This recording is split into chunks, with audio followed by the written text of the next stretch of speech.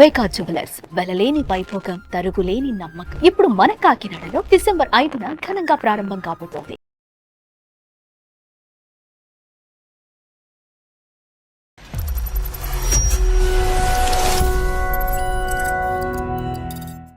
Office కాడికి వెళ్ళి కలిసినా గానీ ఎప్పుడైనా అంటే ఒక రకంగా చూసేది, అంటే నువ్వెవరో నాకు తెలియదు,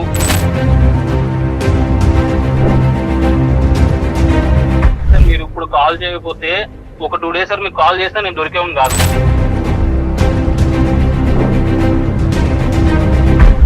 ఎట్లున్నావు? ఉన్నా ఇంకా పోలేదని చూస్తున్నావా?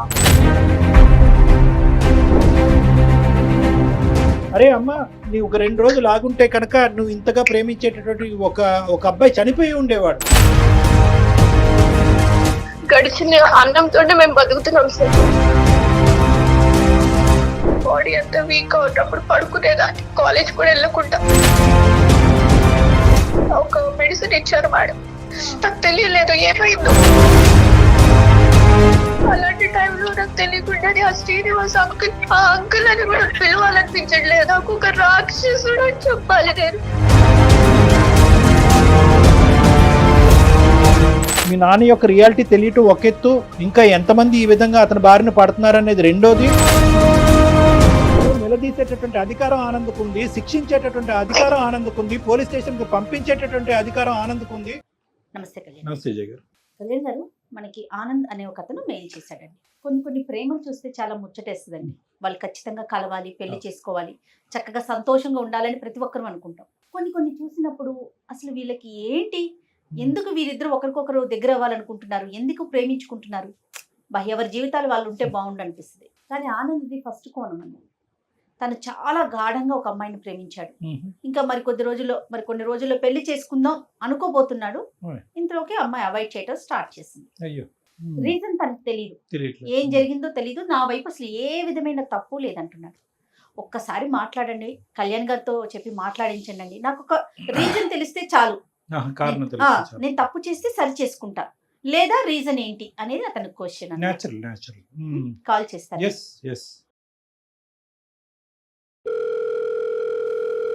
హలో, ఆనంద్ అండి. అవునండి, మీరెవరు? నమస్తే అండి, నేను జయాని, అందమైన జీవితం ప్రోగ్రామ్ నుంచి కాల్ చేస్తున్నా. మేడం చెప్పండి. బాగున్నారా ఆనంద్? బాగానే ఉన్నా మేడం. ఓకే, డాక్టర్ గారు ఉన్నారు. మీరు చెప్పిన విషయం అంతా కూడా నేను ఒకసారి డాక్టర్ గారికి చెప్పాను, బ్రీఫ్ గా చెప్పాను. మీరు డీటెయిల్డ్ గా మాట్లాడండి ఒక్కసారి. ఓకేనా, మీకు మాట్లాడటానికి వీలుగా ఉన్నారా? Okay madam. రైట్. కళ్యాణ్ గారితో ఒకసారి మాట్లాడండి. హలో ఆనంద్. సార్ నమస్కారం. సార్ నమస్తే ఆనంద్. చెప్పినాను, నా పేరు డాక్టర్ కళ్యాణ్ చక్రవర్తి. చెప్పినాను, ఏంటి ఇష్యూ? సార్ నిజంగా చెప్తున్నాను sir, thank you sir call చేసినందుకు. నిజంగా ఇప్పుడున్న సిచ్యువేషన్ లో మీ కాల్ రాకపోతే అవును, అంటే నా పెయిన్ అనేది చెప్పుకోలేకపోయాను సార్. నాకు నిజంగా సీరియస్ గా చెప్తున్నా. కరెక్ట్ నాన్న. Thank you sir, thank you so much call చేసినందుకు. పర్లేదు నాన్న, చెప్పినాను, సమస్య ఏంటో చెప్పు. ఎవరి గురించి మాట్లాడుతున్నావు? సార్ నేను ఒక అమ్మాయిని లవ్ చేశాను సార్. తనే మా పర్సనే, మాకు తెలిసిన అమ్మాయే, ఇప్పటి నుంచో. కొలీగ్ కాదు సార్, మా డాడీ వాళ్ళ ఫ్రెండ్ కూతురు తను. ఓకే. తను యాక్చువల్లీ ఏంటంటే మా ఇంట్లోనే ఉండేది. అంటే ఒక 2 years బ్యాక్ ఏంటంటే తను వాళ్ళ పేరెంట్స్ ని పోగొట్టుకుంది. అంటే వాళ్ళ అమ్మ కొంచెం బెడ్ మీద ఉంటారు, కానీ వాళ్ళ డాడీ లేరు, ఒక యాక్సిడెంట్ లో చనిపోయారు. నాన్నగారు చనిపోయారు, తల్లి ఏమో వచ్చి మంచం మీద ఉంది. ఓకే, బెడ్ మీద ఉంటారు. ఇద్దరికి యాక్సిడెంట్ ఒకేసారి అయిందండి. అయ్యయ్యో. అయితే ఇంకా ఆ టైంలో మా డాడీ ఏంటంటే ఇంటికి తీసుకొచ్చారు. అంటే ఎవరు ఇంకా వాళ్ళు కేర్ చేయరు అనమాట. వాళ్ళ రిలేటివ్స్ కూడా ఒక టైప్ అనమాట, ఎవరు అంత కేర్ చూసుకునే వాళ్ళు ఎవరు లేరు. అదే ఇంకా డాడీకి వాళ్ళ ఫాదర్ మా ఫాదర్ కొంచెం బాగా క్లోజ్ అనమాట. ఆయన అంటే కొంచెం ఇష్టం ఉండి కొంచెం బాగా తిరిగారు అనమాట డాడీ వాళ్ళు. ఇంకా సో వీళ్ళు ఇంకా అంటే ఆ టైంలో కూడా వీళ్ళకి వేరే ఇన్కమ్ సోర్స్ కూడా ఏం లేదు. సో డాడీ ఏమన్నారంటే, నా దగ్గర ఉంది కానీ అమ్మా, నేను చూసుకుంటానులే అని చెప్పి 2 years మా ఇంట్లోనే ఉండి చదువుకుంది, డిగ్రీ అయిపోయింది. నవ్య. నీ వయసు ఎంత, అమ్మాయి వయసు ఎంత? నాది 23 అండి, అమ్మాయి 20 years. ఓకే. ఆ అమ్మాయి పేరెంట్స్ నవ్య పేరెంట్స్ మరి ఎప్పుడున్నా యాక్సిడెంట్ ఎప్పుడైంది, ఎంతకాలం బట్టి ఈ పరిస్థితి, ఎప్పటి నుంచి మీ అమ్మాయి మీ ఇంట్లో ఉంటుంది? యాక్సిడెంట్ అయిపోయి 2 years అయింది. 2 years నుంచి ఇక మాతోనే ఉండేది. 2 years బట్టి మీతోనే ఉంది. ఓకే. తను ఇంకా మా ఇంటికి రావడం, కొంచెం మా అందరిలో కొంచెం కలివిడిగా తిరగడం. ఓకే. ఓకే. సో నాకేంటంటే నాకు 6 ఇయర్స్ ఉన్నప్పుడే మా మమ్మీ చనిపోయారు, మా అమ్మగారు. ఓ, మీకు అమ్మగారు లేరు. అయ్యో. లేరండి. ఉమ్, సో ఉమ్. నాకేంటంటే తను రావడం కొంచెం బాగా చూసేది. అంటే ఎలా అంటే ఒకవేళ అమ్మ ఉంటే ఎలా చూసేదో తను కూడా అలా చూసుకుంది. అదేలే. కొంచెం కేర్ తీసుకుంటాం గానీ ఏదైనా సరే. అది నీకు ప్రధానంగా సో అమ్మాయిలో నచ్చిన అంశం అది. ఉమ్, అదే అండి.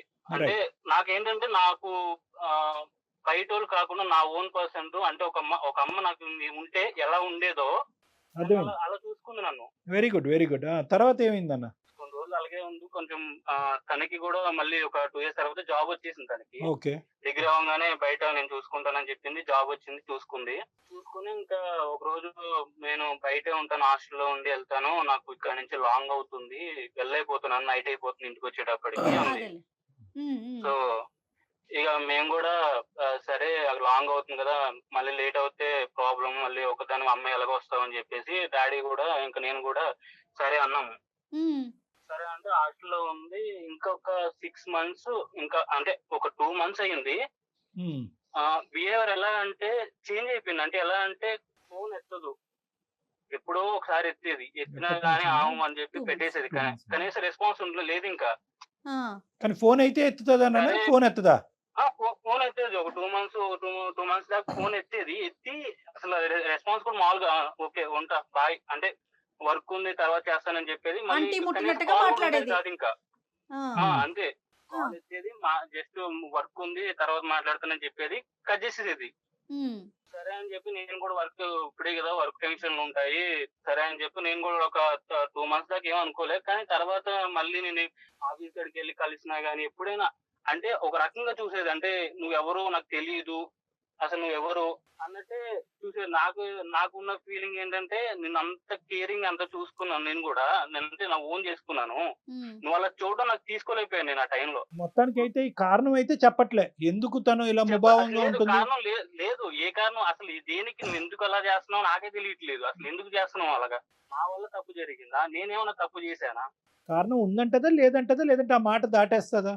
తెలియదు సార్. అసలు నేను అసలు నన్ను అడిగే ఛాన్స్ కూడా లేదు కదా సార్ నాకు. అదేలే. ఉమ్. అడిగే అవకాశం ఒక కూడా 3-4 ఇవ్వట్లా. months నుంచి కాల్ కూడా లిఫ్ట్ చేయట్లేదు. కాదు, ఇప్పుడు మీ ఇద్దరి మధ్యన కామన్ ఫ్రెండ్స్ ఎవరైనా ఉన్నారా? లేదు సార్. తను మా ఇంట్లో ఉన్నప్పుడు తన ఫ్రెండ్స్ నాకు ఎవరిని పరిచయం చేయలేదు, నా ఫ్రెండ్స్ ఎవరు తనకు తెలీదు. కాదు మేడం, నాకు అర్థం కావట్లేదు. 3-4 months బట్టి కమ్యూనికేషన్ లేదా? 2 months బట్టి లేదా? లేదు, ఇంకా కంప్లీట్లీ నేను వెళ్ళినా గానీ కనీసం బయటకు వచ్చి హాయ్ చెప్పడం కూడా ఆనంద్ రాలేదు కూడా. డాక్టర్ గారు ఏమడుగుతున్నారంటే అసలు ఈ కమ్యూనికేషన్ లేకపోవటం ఎన్ని రోజుల నుంచి? 3 months నుంచి అండి. ఒక 3 months 2 months వరకు మాట్లాడేది. ఇంట్లో నుంచి బయటికి వెళ్ళంగానే ఒక ఆఫీస్ లో జాయిన్ అయింది. సో ఒక 2 months నార్మల్ గా ఏదో హాయ్ అంటే హాయ్, బాయ్ అంటే బాయ్, అంటే ముట్టినట్టుగా మాట్లాడింది. అది 2 months. అంతే. సో కంప్లీట్ గా మీ ఇద్దరి మధ్యన కమ్యూనికేషన్ కట్ ఆఫ్ అయిపోయి 3 నెలలు అయిందా? ఒక 3 months అనుకోండి, నాకు కరెక్ట్ గా అంత తెలియదు. కానీ 3 months 4 months నుంచి కట్ ఆఫ్, ఇంకా కనీసం మాట్లాడటం కూడా అవ్వట్లేదు ఇంకా. ఫస్ట్ ఒక 2 నెలలు అసలు ఏదో అంటి ముట్టినట్టుగా మాట్లాడింది. స్లోగా ఇప్పుడు వినాలి. పూర్తిగా అవాయిడ్ మాట్లాడేది. ఇప్పుడు పూర్తిగా అవాయిడ్ చేసేసింది. అవాయిడ్ చేసింది. అంటే కనీసం నేను కాల్ చేస్తున్నా, అవతల పర్సన్ ఎందుకు కాల్ చేస్తున్నాడా అని కనీసం లిఫ్ట్ చేసి అడిగే కూడా లేదు. అంత బాగా చూసుకున్న అమ్మాయి ఈ రోజు నన్ను ఇలా చూస్తుంది అంటే, ఇంత దారుణంగా నన్ను చేస్తుంది అని నాకు అర్థం కావట్లేదు. అంటే ఏం తప్పు చేసినా కూడా నాకు నిజంగా సీరియస్ గా అర్థం కావట్లేదు. కాదు, నువ్వు బాగా చూసుకోవటం అంటే ఏంటి? అమ్మాయి అయితే తల్లి లేని లోటు, ఇంట్లో ఒక ఆడపిల్ల తల్లి లెక్కన ఉన్నది. నువ్వు బాగా చూసుకోవటం అంటే ఏం చేసేవాడు అమ్మాయికి? అంటే మీ ప్రేమను ఎలా పంచిచ్చావు? కేరింగ్ అంటే ఇప్పుడు నువ్వు ఎక్కడికైనా వెళ్తున్నావా, నేను వస్తా తోడుగా వస్తాను, నీకు Responsible గా ఏమైనా ఉన్నావు. ఏమైనా అవుద్దేమో అని భయం. అదే నీకు ఏమైనా అవుద్దాం, ఆల్రెడీ ఒక అమ్మను పోగొట్టుకున్నా నా లైఫ్ లో. అదే ఇండైరెక్ట్ గా చెప్పాలంటే మీరు తనకు ఒక ఫాదర్లీ ఫిగర్ లా ఉన్నారు. లేదండి, నేను లవ్ చేసే తన్ని. ఓకే, అదే లవ్ చేశారు, కానీ ఒక తండ్రి పాత్రలో అంటే నువ్వు ఎలాగైతే తల్లి లేదు అలాగే చూసా. అలాగే చూసా. అంటే నీకు ఫాదర్ లేని బాధ నీకు రాకూడదు ఎప్పుడు. సరే, ఇప్పుడు నాన్నగారి గురించి చెప్పిన నాన్నగారితో ఎలా ఉండేది ఈ అమ్మాయి? నాన్నగారికి ఈ అమ్మాయి మధ్యన సంబంధం ఎలా ఉండేది? బానే ఉండేవారు. డాడీ ఎప్పుడు ఒక మాట అనేవారు కాదు, బానే ఉండేవారు, బానే చూసుకునేవారు. ఆయన కూడా ఒక మాట అంటాం కానీ ఇప్పుడు నేను ఏం చూడలేదు. ఇప్పుడు మీరిద్దరు ప్రేమించుకుంటున్న విషయం నాన్నగారికి తెలుసా? లేదు, తెలీదండి. తెలీదా ఇప్పటికీ కూడా? తెలీదండి, నేను చెప్పలేదు. ఎప్పుడు చెప్పలేదు. ఇప్పుడు ఎప్పుడు చెప్పలేదు. ఆయన అంటే నాకు కొంచెం ఆనంద్ ఇంట్లో నుంచి వెళ్ళిపోయినాక నాన్నగారితో ఏమన్నా మాట్లాడిందా? లేదంటండి, అసలు మాట్లాడలేదు. డాడీతో కూడా మాట్లాడలేదు. అడిగేవాడిని డాడీని కూడా, డాడీ మీకు ఏమైనా కాల్ చేశారా అంటే, లేదు నాకేం చేయలేదు, ఏమైందని అడిగేవారు. లేదు అంటే ఏం లేదు, తను ఏదో బిజీగా ఉందంట. నేను ఇంకా కవర్ చేసుకునేవాడిని. అదే అదే అదే అదే ఇప్పుడు టోటల్ గా ఈ అమ్మాయి మీ ఇంట్లోంచి వెళ్ళి 6 నెలలు అయిందనా ఉద్యోగం వచ్చిందని? 6 months అయిపోయింది. 6 months అయిపోయింది. సరే సరే. సో నీకైతే కనుక ఏమీ అర్థం కావట్లే, ఎందుకు ఇంత ప్రేమించి అర్థం కాలే. మీరు ఎప్పుడు పెళ్లి చేసుకోవాలనుకున్నారు? మిమ్మల్ని కాంటాక్ట్ అవడానికి కారణం కూడా నా నుంచి వెళ్తే నేను ఎలాగ రెస్పాన్స్ లేదు, నాకు అర్థమైపోయింది. ఇప్పుడు నేను వెళ్ళినా, మా డాడీ వెళ్ళినా, ఎవరు వెళ్ళినా నాకు రెస్పాన్స్ రాదు. రైట్. అండ్ మా డాడీ దగ్గర నేను ఓపెన్ గా నేను లవ్ చేస్తున్నాను డాడీ అని చెప్పే ధైర్యం కూడా నాకు లేదు ఆయన దగ్గర. కాదు, ఎప్పుడు వస్తుంది నీకు ఆ ధైర్యం? మీరిద్దరు ఎప్పుడు పెళ్లి చేసుకోవాలనుకున్నారు? పెళ్ళి అంటే నేను ఇంకా అంటే సెట్ అవ్వాలి, నా లైఫ్ సెట్ Settle అవ్వాలి. అయ్యాక. తను కూడా తను బాగా పెయిన్ నుంచి బయటకు వచ్చిన తర్వాత తను హ్యాపీగా ఉందా, అప్పుడు నా మీద నమ్మకం ఉందా నీకు అనే రోజున చేసుకుందాం, పెళ్లి చేసుకుని సెట్ అయిన రోజున అర్థమైంది. సరే నన్ను ఇప్పుడు అదే అనుకున్నాం. ఇప్పుడు మమ్మల్ని, మా పాత్ర ఏంటి ఇప్పుడు, ఎందుకు చేసావు మాకు? రెక్టిఫై చేసి మమ్మల్ని కలపండి సార్. తను లేకుండా నేను ఉండలేను సార్. ఎందుకంటే నిజంగా చెప్తున్నా సార్, మీరు ఇప్పుడు కాల్ చేయకపోతే ఒక 2 days సార్ మీకు కాల్ చేసినా నేను దొరికేవాడిని కాదు, నా కాల్ లిఫ్ట్ అయ్యేది కూడా కాదు. అయ్యో అలా కాదులే నాన్న, అది కాదు. ఇప్పుడు ఆ అమ్మాయి అయితే కనుక సేఫ్ గానే ఉంది అనే నమ్మకం నీకు ఉందిగా? సేఫ్ గానే ఉంది, సేఫ్ గానే ఉంటది కూడా. జాబ్ చేసుకుంటుంది కాబట్టి. ఓకే. నువ్వేం చదువుకున్నావు ఆనంద్? ఏం చదువుకున్నారు మీరు? నాకు బీటెక్ అయిపోయింది మేడం. బీటెక్ అయిపోయి జాబ్ లో ఉన్నాను. సర్చింగ్ లో ఉన్నారా? జాబ్ కూడా రిజైన్ చేస్తాను. నాకున్న మెంటల్ టెన్షన్ కి, మళ్ళీ ఆఫీస్ లో ప్రెజర్ కి అవ్వట్లేదు సార్. నాకు నిజంగా నేను జాబ్ కూడా లేదు, నాకు వద్దు, నాకు ఇంకా ఈ లైఫ్ వద్దు అనుకునే మూవ్ అవుతున్నప్పుడు నాకు అవసరం లేదు ఈ లైఫ్. ఇప్పుడు మొత్తం నాన్నగారిని వెళ్ళిపోదామని చనిపోదామని అట్లా కాదు ఆనంద్, ప్రతి సమస్యకి ఒక పరిష్కారం ఉంటదమ్మా. ప్రతి దానికి ముగింపే కాదు కారణం. ముగింపుతో మనం సమాధానం చెప్పలేకపోతాం. నువ్వు చాలా మంచి పని చేసావు, కళ్యాణ్ గారిని అప్రోచ్ అయ్యావు, అందమైన జీవితానికి మెయిల్ చేసావు. ఒకసారి మాట్లాడదాం. మరి అమ్మాయిని లైన్ లోకి తీసుకుంటావా నువ్వు? ఒకసారి నీ ఫోన్ పిక్ చేసేదేమో చూడు. లేదు అనుకుంటే ఆ నెంబర్ నాకు ఫార్వర్డ్ చేయి, నేను ట్రై చేస్తాను. ఏం కళ్యాణ్ గారు? అంతే చేయనియండి. నువ్వు ఒకసారి ట్రై చేయమ్మా. నేనే ట్రై చేయనా? సరే, నాకు ఈ నెంబర్ కి మీరు వాట్సాప్ చేయండి, నేను ట్రై చేస్తాను. ఓకే. హలో హలో, నవ్య గారండి? అవునండి, ఎవరు? నేను జయానండి, అందమైన జీవితం ప్రోగ్రామ్ నుంచి కాల్ చేస్తున్నాను, సుమన్ టీవీ నుండి. నాతో పాటు సీనియర్ డాక్టర్ కళ్యాణ్ చక్రవర్తి గారు ఉన్నారు.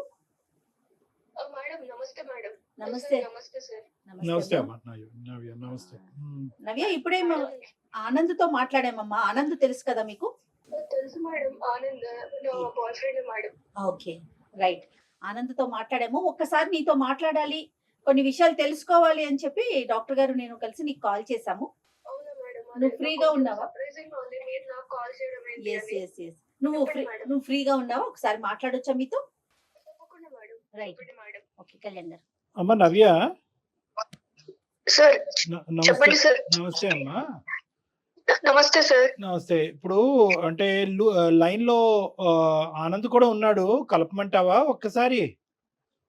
ఏమ్మా? దేని గురించి సార్? అమ్మా, దేని ఇప్పుడు గురించి? నీకు తెలియనటువంటి కొత్త విషయం ఏమీ కాదు. నా బాయ్ ఫ్రెండ్ అని నువ్వే అన్నావు. ఇప్పుడు మీరిద్దరు ప్రేమించుకున్నారు, 2 years పాటు చాలా హ్యాపీగా ఉన్నారు, ఒకరినొకరు అర్థం చేసుకున్నారు, ఇద్దరు చక్కటి జంట. ముందుకు వెళ్ళి పెళ్లి కూడా చేసుకోవాలనుకున్నారు సెటిల్ అయిన తర్వాత. ఈ మధ్యలోనే ఒక 6 నెలలు బట్టి ఒక తెలియనటువంటి ఒక గ్యాప్, 2 నెలలు బొటాబొటిని మాట్లాడే, మళ్ళీ 3 నెలల పాటు అసలు కమ్యూనికేషనే లేదు. ఆ అబ్బాయి ఏంటంటే ఇంకో మేము అతనికి ఈమెయిల్ చూసి సరైనటువంటి టైంలో ఫోన్ చేయకుండా ఉండుంటే కనుక ఒక 2 days తర్వాత అతను ఆత్మహత్య చేసుకుని అనేటటువంటి ఆలోచనలో కూడా వెళ్ళిపోయాడు ఆ అబ్బాయి. సో నేను అనేది ఏంటంటే, ఈ విధంగా ప్రేమించుకునేటటువంటి వాళ్ళు ఏదో ఒక కారణం వల్ల, చిన్నదవనియండి పెద్దదవనియండి, కలిసి ఉండాలంటే కలిసి ఉండండి, విడిపోవాలనుకుంటే ఒక కారణాన్ని చూపెట్టి విడిపోండి. ఇలాగ గోప్యంగా ఉంచడం వల్ల ఏంటి? ఇలాగే కదా కొన్ని ప్రాణాలు పోయేది. అసలు అంత సైలెన్స్ గా ఉండిపోవడానికి కారణం ఏంటి? నేను ఏం చెప్పుకోవాలి మేడం? ఒక నిమిషం లైన్ లో ఆనంద్ కూడా ఉన్నాడు. ఆనంద్, చూడు, మరి నవ్య వచ్చింది లైన్ లోకి. నీ ఫోన్ ఎత్తను నవ్య, మా ఫోన్ ఆన్సర్ చేసింది. తన బాధ ఏదో తను చెప్పుకుంటుంది. మాట్లాడు మా. ఆనంద్, ఎట్లున్నావు?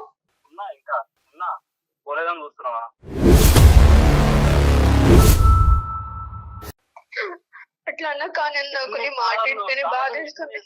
అంటే వేరే వాళ్ళు ఫోన్ చేస్తే గానీ నా ఫోన్ నుంచి చేస్తే తినంత తప్పులు నేను అన్ని చేసానా? తెలియదు ఆనంద్ ఏం జరిగిందో నీకు తెలియదు. తెలీదు, చెప్పాలి కదా నాకు, నువ్వు చెప్పాలి కదా. ఇప్పుడు చెప్పలేదు, నేనేం చెప్పుకోలేను ఆనంద్, నేను చెప్పుకోలేను. సరే చెప్పుకోనండి. ఎలాగా? ఎలా చెప్పుకోలేదు? అట్లా కాదు కదమ్మా నవ్య, నేను కానీ నీకోసమే వేచి చూస్తున్నాడు కదా అతను. రీజన్ ఏంటి? అతని వైపు తప్పు ఉందా? అసలు నువ్వెందుకు తనతో ఫోన్ మాట్లాడట్లా? మేడం నేను నా గురించి చెప్పాలంటే మాది ఒక చాలా పువర్ ఫ్యామిలీ మేడం.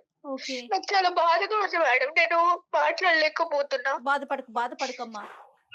మా అమ్మాయి కూడా ఎంత సఫర్ అవుతుందో అంటే కాదు నాన్న. ఇప్పుడు నవ్య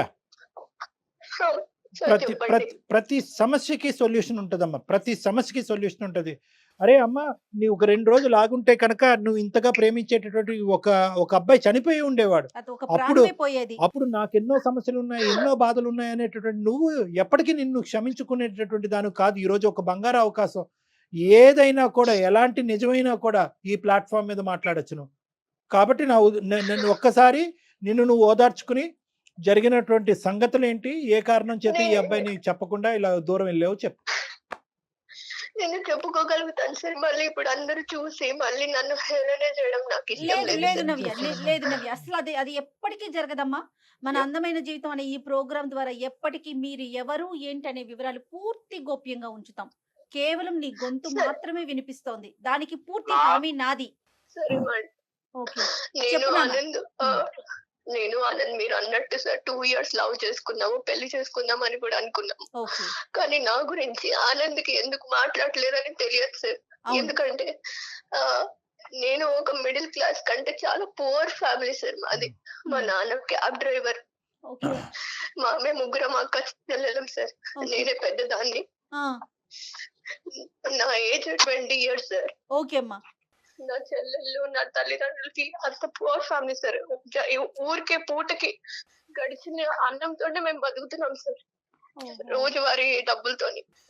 ఒక రోజు ఏమైందంటే మా నాన్న ఇంకా మా మమ్మీ వాళ్ళు ఫంక్షన్ కి వెళ్ళి రిటర్న్ అవుతుంటే ఒక యాక్సిడెంట్ లో చనిపోయాడు సార్ మా నాన్న. నేను చాలా ఎమోషనల్ అవుతాను సార్ ఈ విషయంలో. ఆయన చనిపోయిండు.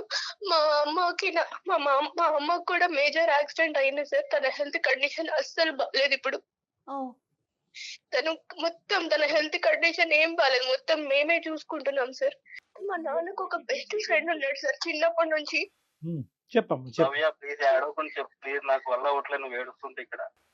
బాధపడకమ్మా నవ్య, ఏడుపు ఆగట్లేదా? ఏడుపు ఆగట్లేదురా? నేను నీకు తెలుసు కదా నేను ఎంత ఎమోషనల్ లో.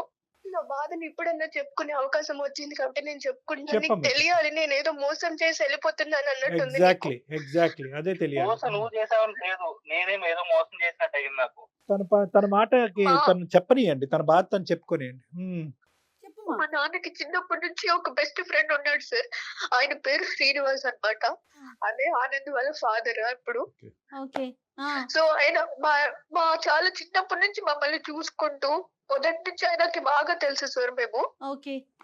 సో మా పరిస్థితి చూసి ఎలానో మా నాన్న ఎప్పుడు చెప్తుండే, అరే నువ్వే చూసుకోవాలరా నా ఫ్యామిలీని, నా కుటుంబాన్ని, నా పిల్లల్ని నీ చేతుల్లోనే పెడుతున్నాను అని. ముందు నుంచే వాళ్ళు బాగా నాకేమన్నా అవుతే నువ్వే దిక్కు, నువ్వే పెద్ద దిక్కు అని కూడా ఎప్పుడు వాళ్ళ మధ్యన సంభాషణ ఉండేది. సో ఈ విధంగా మా నాన్న చనిపోయినప్పుడు ఆయన మమ్మల్ని దగ్గరికి తీశారు సార్, ఆనంద్ వాళ్ళ ఫ్యామిలీని. ఆనంద్ కి మదర్ లేరు, తండ్రి ఒక్కడే. నన్ను బాగా చూసుకున్నాడు సార్. నేను పెద్ద చెల్లిని కాబట్టి నాకు మంచి చదివించి ఉద్యోగం తెప్పిస్తే తర్వాత మా చెల్లెలకి నేను ఉపయోగపడతాను కదా సార్, మా ఫ్యామిలీకి సపోర్ట్ గా ఉంటాను కదా. సో వాళ్ళ ఇంటికి తీసుకెళ్లి మంచిగా నవ్య, ఇప్పుడు నువ్వు ఒక్కదానివి వీళ్ళింట్లో ఉన్నావు, చెల్లెళ్ళిద్దరు అమ్మని చూసుకుంటూ మీ ఇంట్లోనే ఉండిపోయారు అంతేనా? అవును మేడం. అమ్మకి ఆరోగ్యం బాగుంటుంది కదా. చెప్పమ్మా. నేను వాళ్ళ ఇంట్లోకి వెళ్ళి చదువుకొని వాళ్ళ ఇంట్లో మంచి ఉద్యోగం కూడా తెచ్చుకున్నాను సార్. అయితే ఆ పరిచయమే నాకు ఆనంద్ పరిచయం అయ్యాడు. ఆనంద్ చాలా మంచోడు సార్. నన్ను ఒక తండ్రి లేని కూతురు కంటే తండ్రిలానే బాగా చూసుకున్నాడు. ఒక తండ్రి లాగే అట్టి A to Z అతనే చూసుకున్నాడు మేడం. సో ఒకసారి ఏమైందంటే అనుకోకుండా నాకు ఒక్కొక్కసారి హెడేక్, స్టమక్ పెయిన్ వస్తున్నప్పుడు వీక్నెస్ అనిపించేది మేడం. బాడీ అంతా వీక్ గా ఉన్నప్పుడు పడుకునేదాన్ని, కాలేజ్ కూడా వెళ్ళకుండా. సో అలాంటి టైంలో వీక్ ఉన్నప్పుడు నాకు మెడిసిన్స్ అవన్నీ తెచ్చి అంకుల్ బాగా చూసుకున్నారు. అలా 2-3 సార్లు జరిగినాయి అలా. సో టైం అయిపోయింది. ఒకసారి ఏమైందంటే మేడం, నాకు బాగా సివియర్ గా హెడ్ ఏక్ ఇంకా స్టమక్ పెయిన్ ఉన్నప్పుడు ఒక మెడిసిన్ ఇచ్చారు మేడం. నాకు తెలియలేదు ఏమైందో. నాకు తెలియకుండానే నేను నాకు నాకు నీరసం అయిపోయి నేను అలానే పడుకుని పోయాను మేడం. అప్పుడు ఆనంద్ కూడా లేడు మేడం నాకు తోడుగా. అలాంటి టైంలో నాకు తెలియకుండానే ఆ శ్రీనివాస్ అంకుల్, ఆ అంకుల్ అని కూడా పిలవాలనిపించట్లేదు. నాకు ఒక రాక్షసుడు అని చెప్పాలి నేను.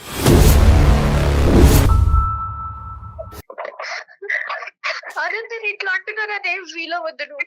ఒక రాక్షసుడు వాడు.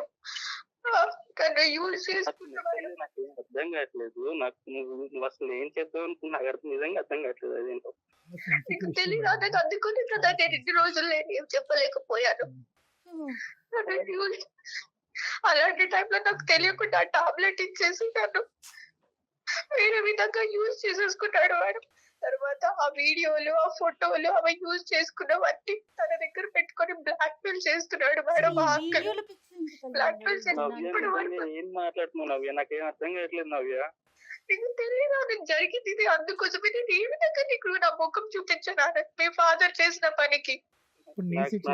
నాకు అవ్వట్లేదు, నా వల్ల అవ్వట్లేదు కదమ్మా. అమ్మ ఇప్పుడు నీది ఎంత డిఫికల్ట్ సిచ్యువేషన్, నీకంటే ఆనంద్ ఇప్పుడు ఇంకా పెద్ద డిఫికల్ట్ సిచ్యువేషన్. నువ్వు తెలిసినటువంటి నిజాన్ని కడుపులో పెట్టుకుని ప్రేమికుడిని దూరం చేసుకుని ఇప్పటి వరకు ఉన్నావు. ఒక కన్న తండ్రి ఈ విధంగా తను ప్రేమించినటువంటి అమ్మాయిని ఈ విధంగా, అంటే ఆఫ్ కోర్స్ మీ ఇద్దరి మధ్యన ప్రేమ మీ నాన్నగారికి తెలియదని కూడా అన్నాడు అబ్బాయి. తెలిసినా తెలియకపోయినా కూడా కన్న తండ్రి గురించి, తల్లి చనిపోయిన తర్వాత అతని తల్లి కూడా చనిపోయి 6 సంవత్సరాలు అయింది. ఏ కొడుకు మాత్రం ఇలాంటి వినాలనుకుంటాడు? ఆ అబ్బాయి పరిస్థితి ఇంకా ఘోరంగా. నీదేం తక్కువ చేయట్లే కానీ ఆ అబ్బాయిది కూడా ఇది. అంటే ఈ ఫోటోలు వీడియోలు ఎందుకమ్మా తీసుకున్నాడు? అంటే దాని ద్వారా ఏమన్నా నన్ను బెదిరిస్తున్నాడు సార్. నన్ను బెదిరించి మీకు ఇప్పటి వరకు నీకు సహాయం చేశాను కదా ఫైనాన్షియల్ గా, నన్ను బెదిరించాడు సార్. బెదిరిస్తూనే ఉన్నాడు సార్. నేను ఏం చేయాలో తెలియదు వచ్చేసాను సార్. ఇది నిజమా? మీ నాన్న ప్రూఫ్, మీ నాన్న దగ్గర కూడా మీ వీడియోస్ అవన్నీ ఉండి ఎప్పుడు తీసుకున్నాడో తెలియదు ఆనంద్ నాకు. ఆ ఫొటోస్ అవన్నీ బ్లాక్ మెయిల్, నేను పడుకున్నప్పుడు అవన్నీ పిచ్చి పిచ్చిగా తీసేసి అవన్నీ బ్లాక్ మెయిల్ చేస్తున్నాడు ఆనంద్. ఒక ఇంట్లో ఉన్నారు కదా ఆనంద్, నేను మా ఇల్లు అనుకొని వచ్చారు, అనవసరంగా వచ్చారా నాకు ఇప్పుడు అనిపిస్తుంది ఆనంద్. ఒక ఫాదర్ లాగా నన్ను కేర్ చేసుకుంటే ఈ విధంగా అతను ఇట్లా చేస్తాడని అసలు ఊహించలేదు ఆనంద్. మీ నాన్నగారు మీ అమ్మగారు చనిపోయిన తర్వాత లేదంటే చనిపోయక ముందు ఎటువంటి కార్యక్రమాలు ఎన్ని నడిపించారో మనకు తెలియదు. ఎందుకంటే ఇది కుర్రకారు కూడా చేయనటువంటి ఇవన్నీ. ఇది ఇంత భయంకరంగా అతను ఈ విధంగా మత్తు పదార్థాలు ఇచ్చి ఒక ఆడపిల్లని, ఆ కూతురు వయసున్న ఆడపిల్లల్ని ఈ విధంగా శారీరకంగా వాడుకోవటమే కాకుండా ముందస్తు చర్యగా వీడియోల కింద మార్చుకుని, ఫోటోల కింద మార్చుకుని ఆ అమ్మాయిని బ్లాక్ మెయిల్ చేసుకుని ఎవరికి చెప్పకుండా చూసుకుంటూ ఆ కార్యక్రమాన్ని ఇలా జీవితాంతం నడిపిద్దాం అనుకుంటున్నాడంటే కనుక అతనిలో చాలా క్రిమినల్ మెంటాలిటీ ఉంది. అన్ఫార్చునేట్లీ మీ నాన్నగారి గురించి ఇలా మాట్లాడవలసి వస్తుంది. నీకు ఎంత బాధ ఉందో నాకు అర్థం అవుతుంది. కానీ నిజాలు నిజాలే కాబట్టి. సార్ నేను చిన్నప్పటి నుంచి చూస్తున్నాను సార్ ఆయన్ని.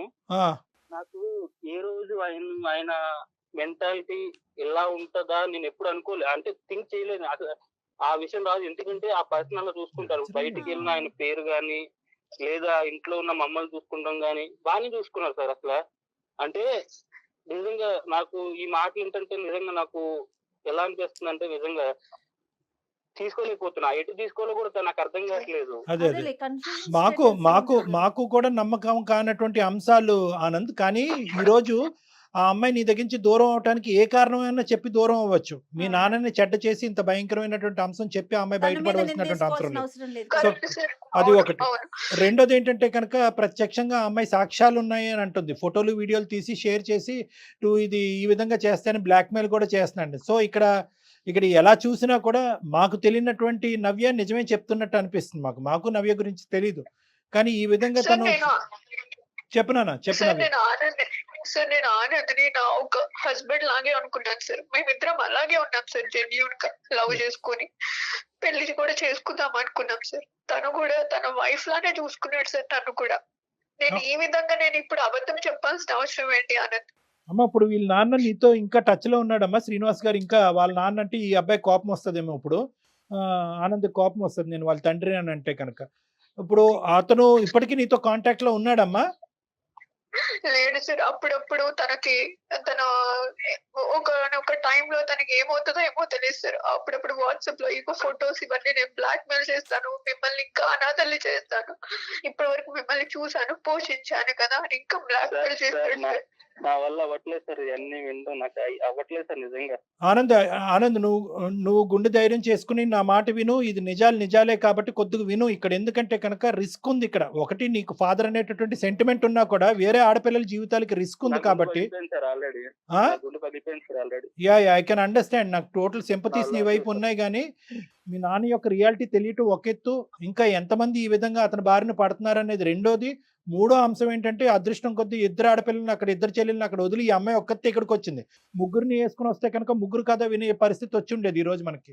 సో ఈ రోజు మీ నాన్న అనేటటువంటి అంశం పక్కన తీసి పెట్టాలి. అతను ఒక క్రూరమైనటువంటి మృగంలా తయారయ్యాడు. ఈ అమ్మాయి చెప్పినటువంటివి వాస్తవాలు అయితే, కానీ వీటికి ఇవి నువ్వు మాకు చెప్పేదానికి ఆనందం దూరం పెట్టడానికి ఏముందమ్మా సంబంధం? నువ్వేం అక్కడ వాలంటరీగా అతని జీవితంలోకి వెళ్ళలేదు, కావాలని చెప్పి నువ్వు అతనితో ఏం తప్పు చేయలేదు.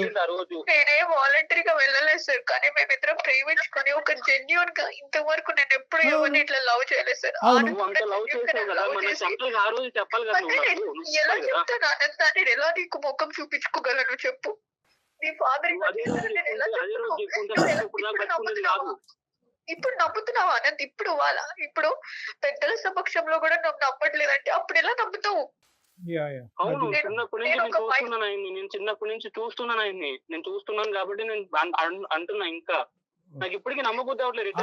ఆనంద్ ఇప్పుడు ఆనంద్ తనకు అప్పుడు ఆ టైంలో చెప్పడం చాలా కష్టం, చాలా డెలికేట్ సిచ్యువేషన్. ఎందుకంటే ఎవరైతే క్రిమినల్ తన కళ్ళెదురుగుంటా నిలబడి ఇంకో పక్క నుంచి ఆ క్రిమినల్ యొక్క కొడుకునే పక్కన పెట్టుకుని ఈ సున్నితమైనటువంటి అంశాన్ని ఆ అమ్మాయి పూర్తిగా చెప్పలేకపోవచ్చు.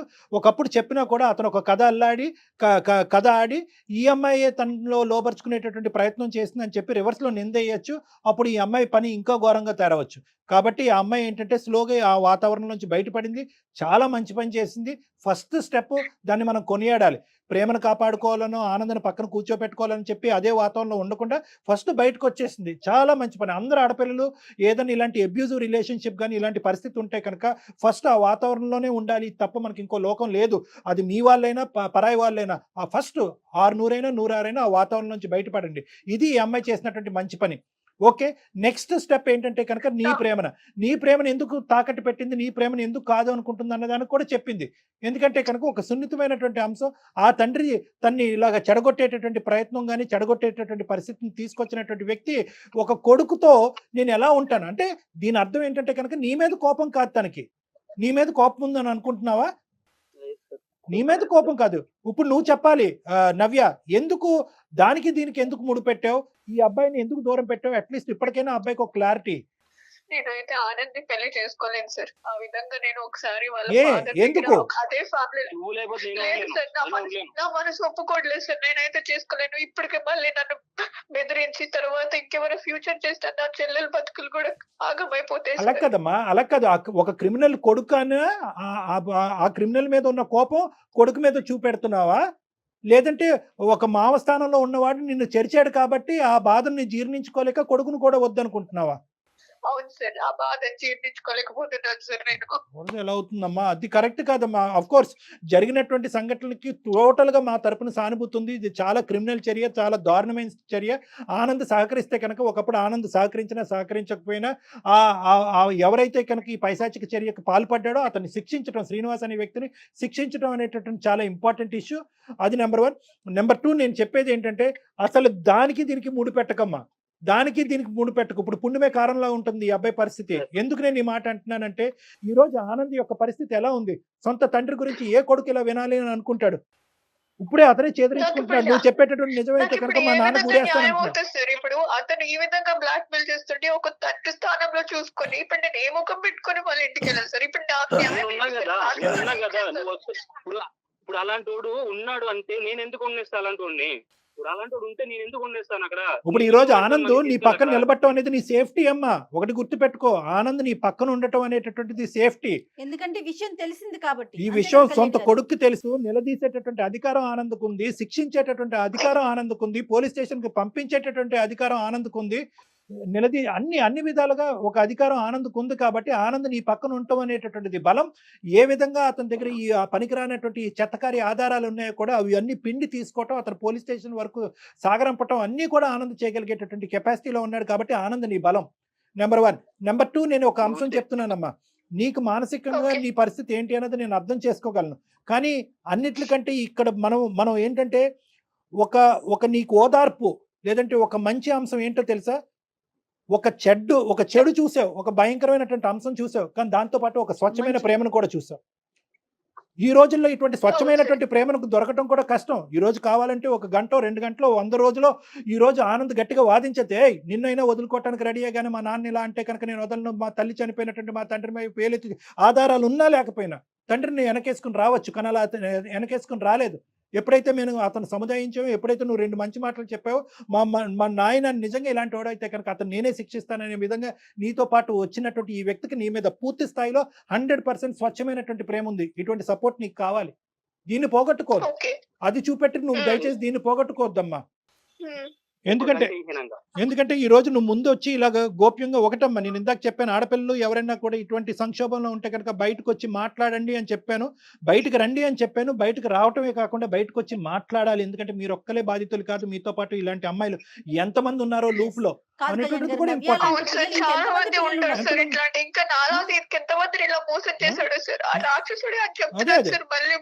మీ అమ్మ జాలిపడో అయ్యో ఏదో ఒక మూల నుంచి సహాయం వస్తుందో అని చెప్పి 3 ఆడపిల్లల్ని ఇక్కడ పంపించుంటే ఇంకెంత దయనీయమైనటువంటి పరిస్థితి ఉండేదమ్మా నీకు. అక్కగారు అంతే కదమ్మా. సో నేను చెప్పేది ఏంటంటే దానికి దీనికి ఆనంద్ నీ పాత్ర ఏంటమ్మా? నువ్వేం చేయదలుచుకున్నావు చెప్పు. నువ్వు హెల్ప్ చేయాలి ఎక్కువగా. అప్పుడు నీ సహాయ సహకారాలు నవ్యకు అవసరం, నీ ఓదార్పు, నీ ప్రేమ అన్ని ఓకేనా? కాదు మీరిద్దరూ నేనేమంటున్నా అంటే ఫస్ట్ ఆఫ్ ఆల్ నవ్య, చెప్పండి సార్. వితౌట్ ఎనీ కండిషన్స్ నీ ప్రేమను యాక్సెప్ట్ చేస్తావా? ఆనంద్ నీకు కావాలా? ఆనంద్తో పాటు కలిసి ప్రయాణం చేస్తావా? నాకు ఇవన్నీ నాకేం తెలియదు, నాకు నువ్వు కావాలి. నీ సమాధానం కావాలి నవ్య. చూసుకున్నాను